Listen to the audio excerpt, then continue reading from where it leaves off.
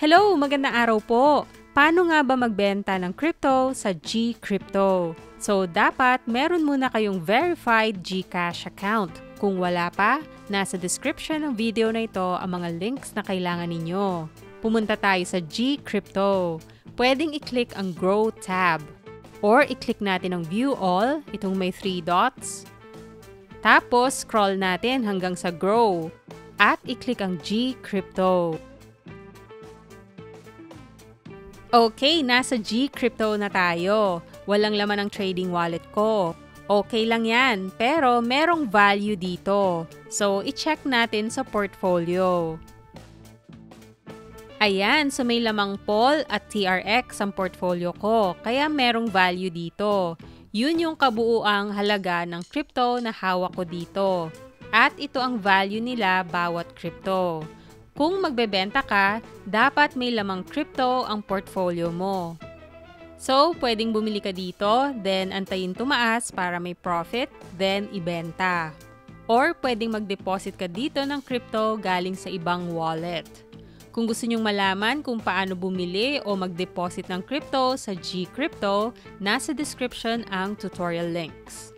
Sa market, makikita nyo dito ang presyo ng mga crypto. Makikita nyo kung ilang porsyento ang itinaas at naka-green yun. Pag bumaba, red. Balik tayo sa portfolio.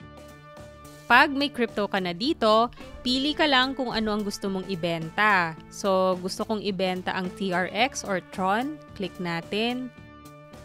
May sell button dito.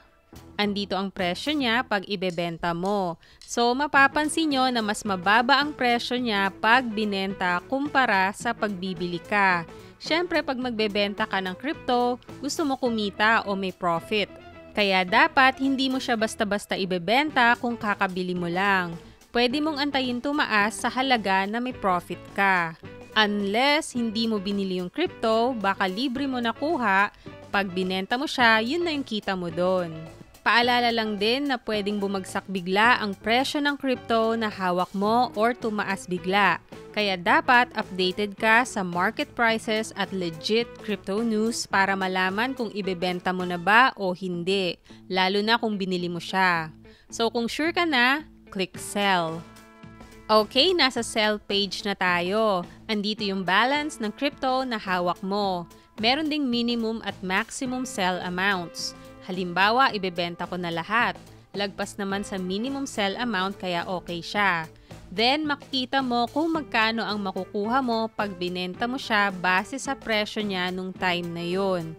Since ang crypto nagbabago ang presyo maya't maya, yung quotation niya after ilang seconds, pwedeng magbago katulad nito. Pwedeng tumaas o bumaba siya. Kung okay na sa'yo ibenta ang crypto mo, click sell. Okay, sell order successful. Back to GCrypto tayo. Yung crypto kanina, naging peso na talaga siya. 0 kanina ang trading wallet ko. Ngayon, may laman na. Pero syempre, nabawasan yung portfolio value kasi binenta ko nga yung crypto ko. Kung gusto nyong malaman kung paano i-withdraw ang pera nyo sa trading wallet, nasa description ang tutorial link. Okay, so ganun lang magbenta ng crypto sa GCrypto. Thank you for watching. Like, share, and subscribe.